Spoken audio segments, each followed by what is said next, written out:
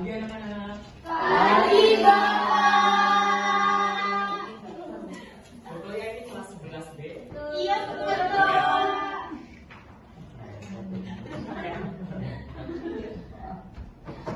Bapak izin buka terlebih dahulu ya, oke. Assalamualaikum warahmatullahi wabarakatuh. Waalaikumsalam warahmatullahi wabarakatuh. Alhamdulillah, terima kasih ya sudah menjawab salam dengan baik. Selanjutnya, Bapak mau minta tolong ketua kelas untuk membuka pembelajaran dengan berdoa. Mbak Ola ya ketua kelasnya ya? Boleh Mbak Ola minta tolong? Oh ya, sebelum memulai pembelajaran, baiknya kita berdoa sesuai dengan keyakinan masing-masing. Dipersilakan. Doa. Amin. Terima kasih Mbak Ola sudah memimpin doa hari ini. Dan alhamdulillah kita sudah berdoa ya anak-anak. Semoga pembelajaran pada pagi hari ini bisa bermanfaat untuk kita semua. Amin. Oke, baik, sebelum itu Bapak mau minta tolong kalian cek kanan kirinya atau di kolong apakah ada sampah yang berserakan yang perlu dibersihkan. Ayo boleh dibersihkan terlebih dahulu. Sudah bersih. Sudah bersih. Sekarang coba kalian rapikan baju, kerudung atau rambut. Siapa tahu ada yang berantakan. Udah dirapikan. Udah, oke, alhamdulillah. Kita sudah berdoa, kita sudah membersihkan kelas dan murid-murid di kelas ini sudah cakep, cantik dan ganteng. Oke, alhamdulillah. Oke. Dipuji Pak Isa. Baik. Selanjutnya Bapak mau Presensi. Oke. Selanjutnya Bapak presensi untuk hari ini. Nanti yang namanya dipanggil bisa mengatakan dan mengucapkan hadir. Oke, yang pertama Adi Setiawan Sadono. Halo, Pak. Oke, selanjutnya Septi Mahuda. Hadir. Selanjutnya Princess Brigita. Hadir Bapak. Selanjutnya Febriana Nafisa. Hadir. Oke. Selanjutnya Novia Aisyah Putri. Hadir. Selanjutnya ada Revika Putri Jujur. Iya. Hadir. Selanjutnya ada Vina Anggraini. Hadir Bapak. Hadir. Alhamdulillah. Selanjutnya ada Adela Rahman. Hadir Bapak. Hadir. Selanjutnya ada Nazwa Besma. Hadir Bapak. Oke, selanjutnya Anindya. Hadir. Hadir. Yang terakhir ada Rafli Kurniawan. Hadir. Oke, alhamdulillah hari ini hadir. Oh, ada yang belum ya? Olia, Ola ya, Ola. Baru masuk 3 hari ya, anak baru ya, Ola ya. Oke, maaf ya. Maaf ya, Ola.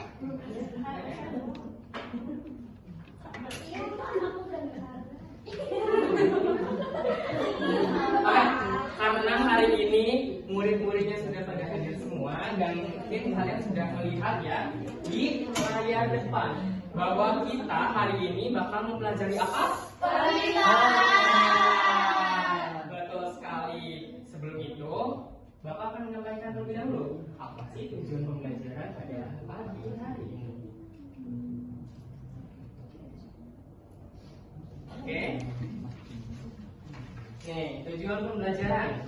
Yang pertama, murid mampu memahami definisi dari permintaan. Selanjutnya, 1.2, murid mampu mengidentifikasi jenis-jenis permintaan. Selanjutnya, murid 1.3, murid itu mampu menjelaskan hukum permintaan. Selanjutnya, murid mampu menjelaskan faktor-faktor yang mempengaruhi permintaan. Selanjutnya itu, murid mampu menggunakan rumus fungsi permintaan. Dan yang terakhir, murid mampu memahami bentuk kurva permintaan. Jadi, inilah tujuan pembelajaran kita hari ini yang akan kita capai. Insya Allah bakal kita selesaikan pada pagi hari ini.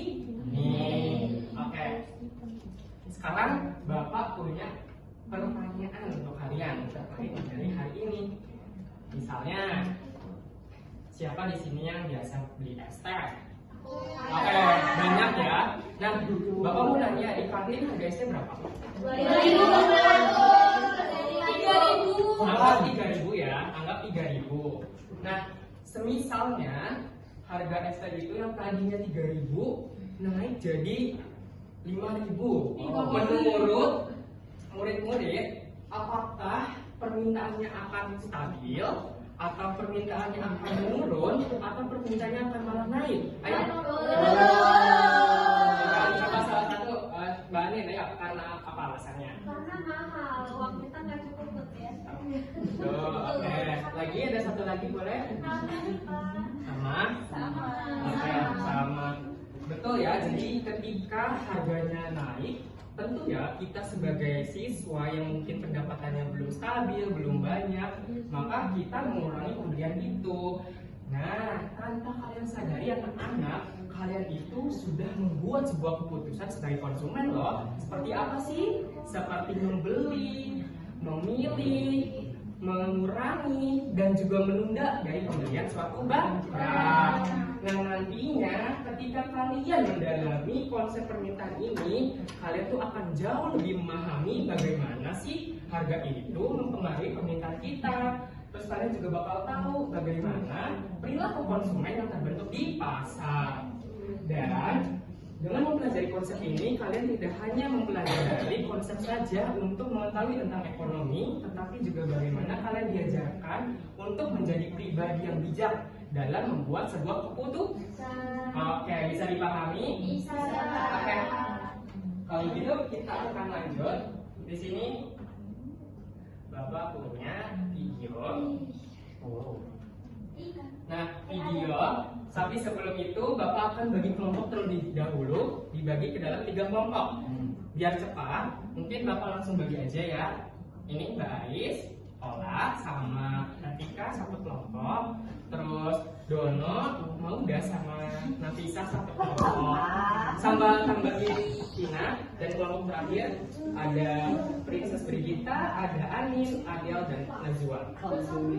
Oke, ini bakal digunakan sampai akhir pembelajaran ya.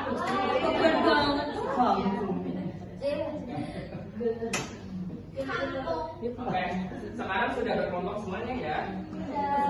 Sekarang coba kita perhatikan videonya. Oke, 1, 2, 3. Harga kebutuhan daging ayam dan telur di pasar Kejuan Ramadhan Jatim, Jakarta Timur Senin pagi mengalami kenaikan. Kenaikan sudah dirasakan para pedagang sejak 3 hari lalu. Satu ekor ayam yang biasa dijual dengan harga Rp25.000 naik menjadi Rp30.000. Hal ini menyebabkan omset penjualan menurun.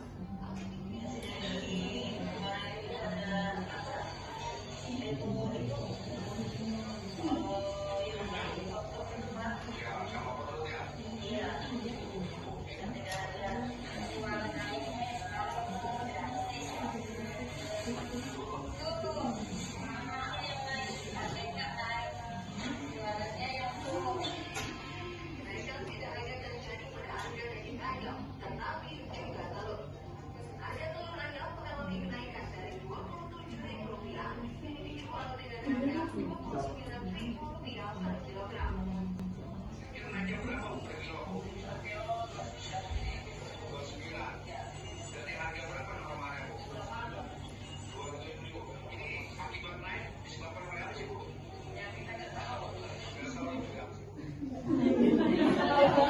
Oke, itu ya videonya. Sekarang Bapak akan bagikan lembar LKPD yang nantinya kalian akan gunakan untuk menjawab pertanyaan berdasarkan video yang sudah kalian tonton. Baik, ini untuk kelompok pertama, untuk kelompok kedua, dan untuk kelompok ketiga. Boleh Bapak kasih waktu 2 menit aja karena gampang. Ambil aja.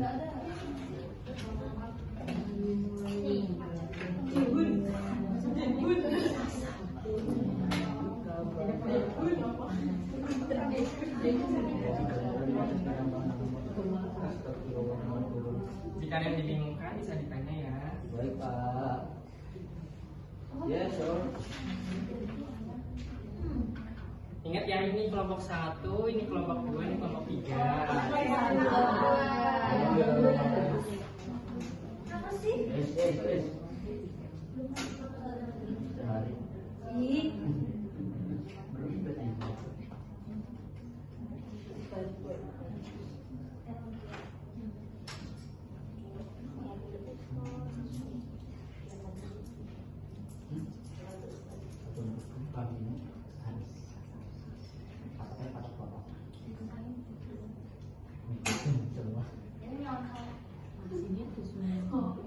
Mulia.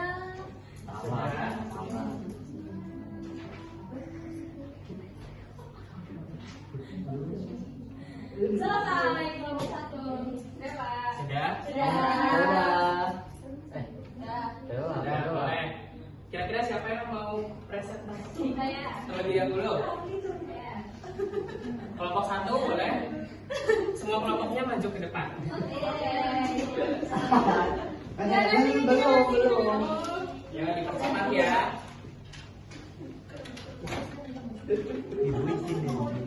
Oke, boleh silakan presentasi di kelompok 1. Halo semuanya, pertama kita dari kelompok 1. Kita akan mempresentasikan jawaban dari kita. Yang pertama, soal nomor 1. Apa masalah utama yang terjadi dalam video tersebut? Harga ayam dan telur naik, jadi pembeli berkurang karena mahal. 2. Bagaimana kenaikan harga ayam mempengaruhi keputusan konsumen untuk membeli? Pembeli itu jadi mikir 2 kali, beli lebih sedikit atau nggak beli dulu deh. Yang ketiga, menurut kalian faktor apa saja yang menyebabkan permintaan terhadap ayam menurun selain karena kenaikan harga? Karena pendapatan orang lagi turun, jadi mereka mau hemat dulu. 4. Dari hasil pengamatan kalian, bagaimana hubungan antara harga dengan jumlah barang yang diminta? Jelaskan dengan kalimat sederhana. Jadi, kalau harganya naik, maka pembelian akan turun. Dan kalau harganya turun, maka pembelian akan naik. Gitu. Oke, boleh tepuk tangan ya. Terima kasih kelompok 1, boleh silakan duduk. Selanjutnya kelompok 2. Nanti gantian ya membacakan jawabannya, jangan perwakilan saja. Oke, yuk silakan kelompok 1. Ini ada jagoannya ya, ada jagoannya ya. Ih, gak mau. Ih, namanya mau. Ayo. Gak mau satu-satu. Ini satu. Bapak Gak boleh gitu, kita harus saling merangkul ya teman-teman. Maksudnya saling berkawan gitu, mengayomi, jangan saling memusuhi.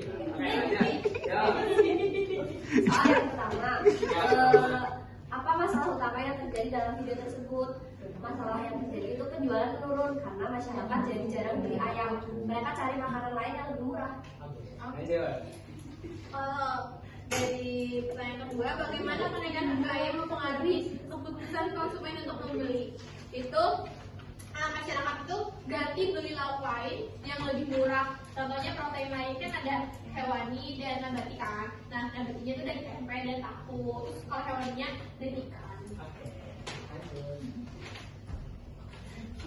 Yang ketiga, menurut kalian faktor apa saja yang menyebabkan permintaan terhadap ayam menurun selain karena kenaikan harga? Karena mungkin ada barang pengganti kayak misalkan tadi disebutin Vina kayak ada ikan, tahu, tempe gitu. Jadi mungkin orang akan memilih untuk pindah makanan yang lebih murah dibandingkan mahal kayak gitu. Karena juga cari uang sekarang susah. Oke, Dono bawa tangannya di sini.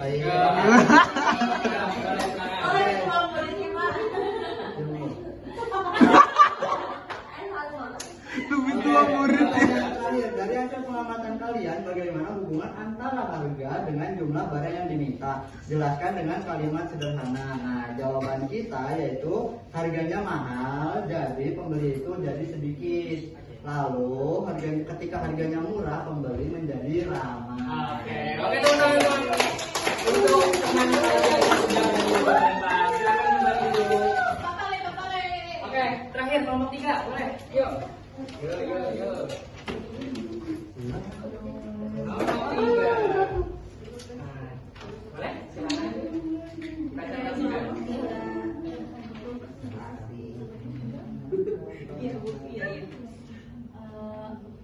Kami dari kelompok 3 izin mengungkapkan jawaban kami yang Yang pertama itu apa masalah utama yang terjadi dalam video tersebut? Itu ada pedagang rugi karena harga pemasok naik tapi pembeli makin sedikit.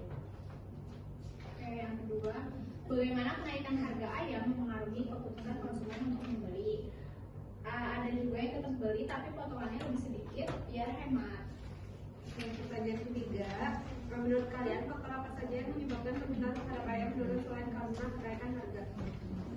Itu bisa juga karena tren makanan. Jadi ada orang lain itu lebih suka makanan olahan lain selain ayam. Oke, pertanyaan keempat dan yang terakhir, dari hasil pengamatan kalian, bagaimana hubungan antara harga dengan jumlah barang yang diminta? Jelaskan dengan kalimat sederhana. Menurut kelompok kami, semakin mahal harga barangnya, maka semakin sedikit orang yang membeli. Sekian, terima kasih. Oke, tepuk tangan untuk teman kalian. Oke, mungkin gambarnya bisa dikumpulkan kembali. Ya, terima kasih.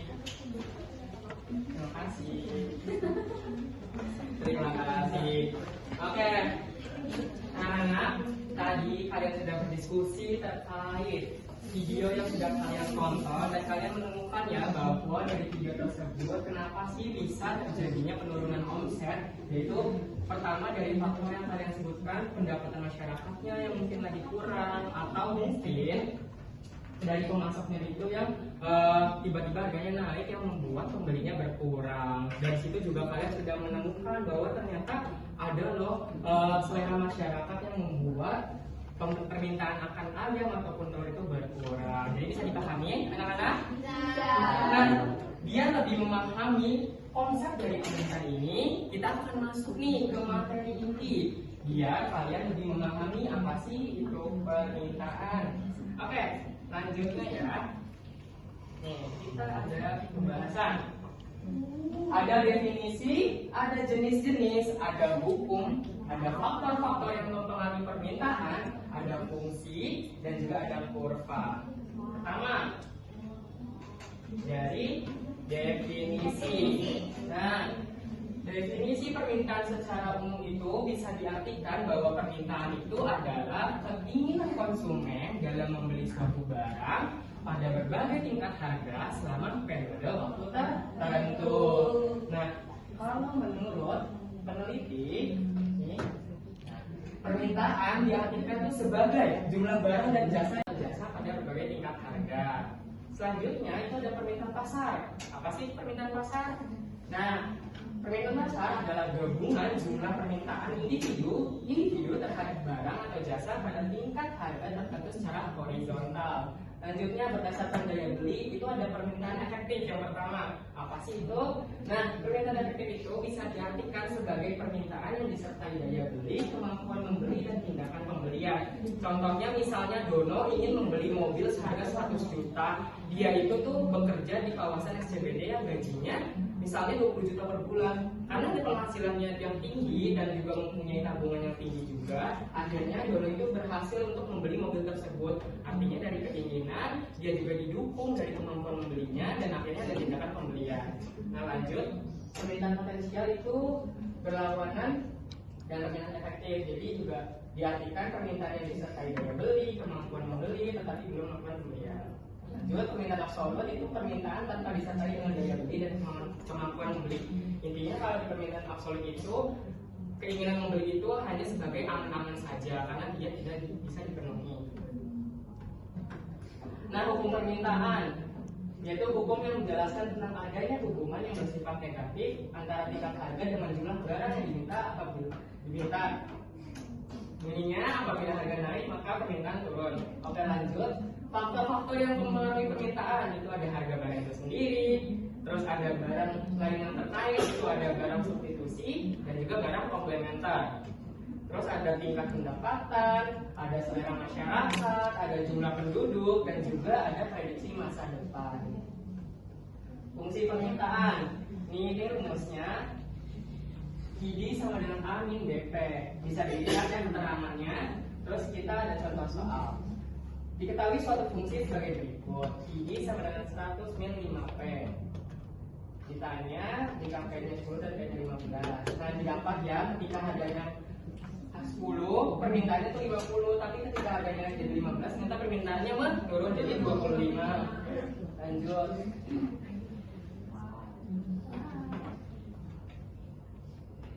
Nah, sekarang lanjut ke sini. Rumus mencari fungsi. Ini rumusnya. Oke, bisa dipahami? Dan ini contohnya, contoh penerapannya. Nah, ini ya penggunaannya. Jadi kita cari dulu P1-nya berapa, P2-nya berapa, Q1-nya berapa, Q2-nya berapa. Nah, ketemulah fungsi permintaannya itu min 2Q plus 100. Gitu ya. Bisa dipahami? Bisa.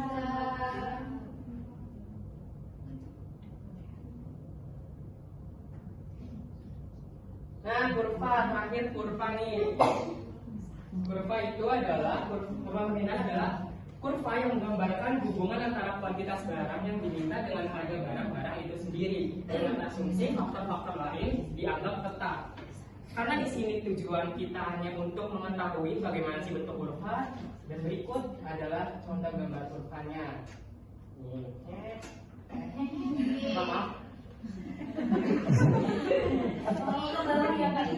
Nah, jadi kurva permintaan itu mempunyai kemiringan yang negatif slope-nya. Karena apa? Dia dari kiri atas ke kanan bawah. Ini gambarnya bisa dipahami? Bisa. Nah, ini contoh ketika menggunakan soal. Tapi karena di sini kita hanya untuk mengetahui gambarnya saja, bentuknya saja, jadi tidak perlu menggunakan soal. Namun ini contoh penggunaan ketika ada soalnya.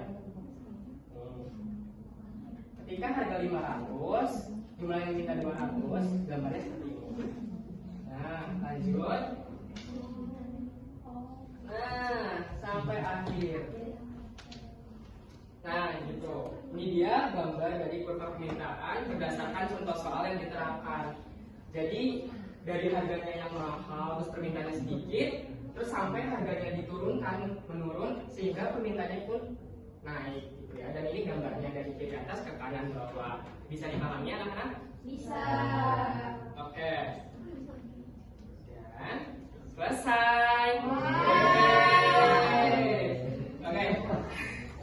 Terima kasih anak-anak sudah memperhatikan. Nah, sekarang mungkin Bapak mau ngasih permainan.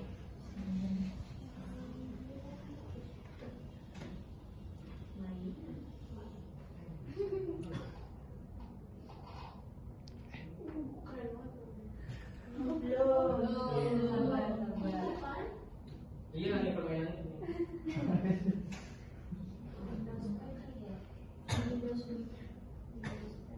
Oke, anak-anak mungkin coba buka per kelompok aja. Jadi masing-masing. Apa? Enggak. Kalian tadi ngomong aku. Aduh, maaf ya, ini ternyata LCD-nya tidak kesambung dan tidak bisa ini atau ya ini. Ayo perwakilan kelompok bisa 136 6815. Join Mahfud. Sudah? Pinnya Pak berapa Pak pinnya? 136 6815. 136. Sudah? Perwakilan kelompok sudah semua? Ayo semua. Nama tim. Nama papan. Yo.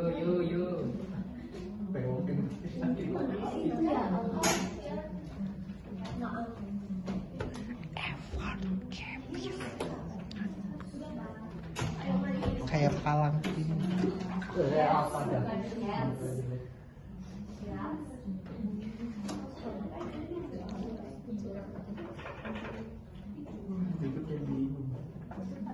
Ya, kasih ini mandi biar Kira-kira ada yang tahu nggak ya ini kenapa nggak bisa nongol di layar? Di Windows. Kira-kira ada yang tahu nggak ya? Itu. Video. Gimana? Udah ini udah ada 2 tim, satu lagi yang belum.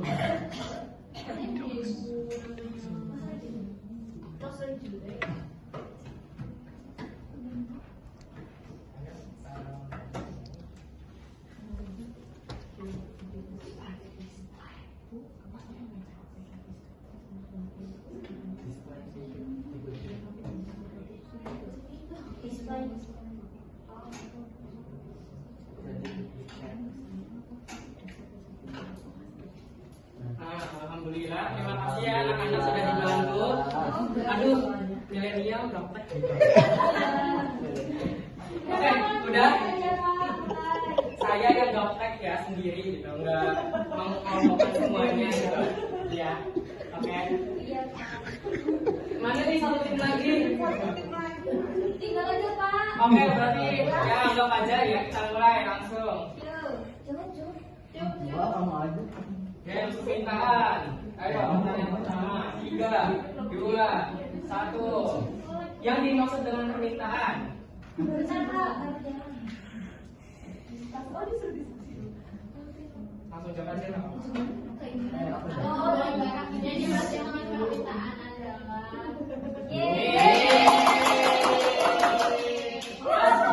Mas Roy jelek itu kelompok pertama yang menang. Lanjut. Yang kelompok pokok permintaan. Yang mana ini?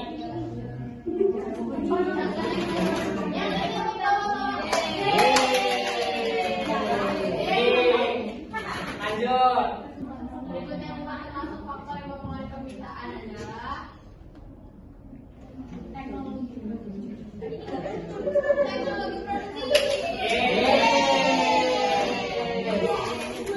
Ayo lagi. Yang mana ya?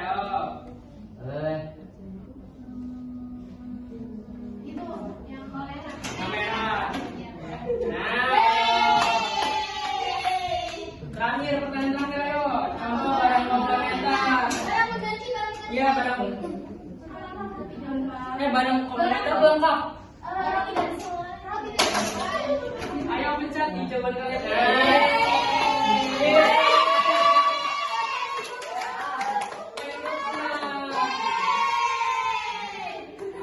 Oke. Anak-anak gimana? Tadi gamenya seru? Oke, dan tadi pemenangnya adalah dari tim Pengrut. Siapa itu kelompok berapa? Mas Roy jelek kelompok berapa? 2. Berarti 2-3 ini itu kelompok 1 dengan poinnya 0. Oke, sebentar.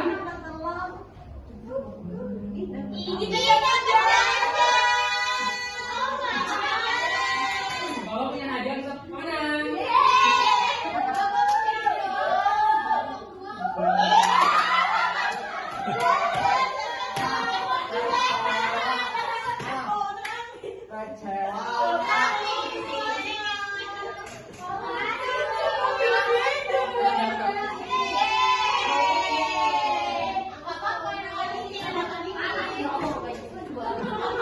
Oke, semuanya sudah dapat hadiah, senang semuanya?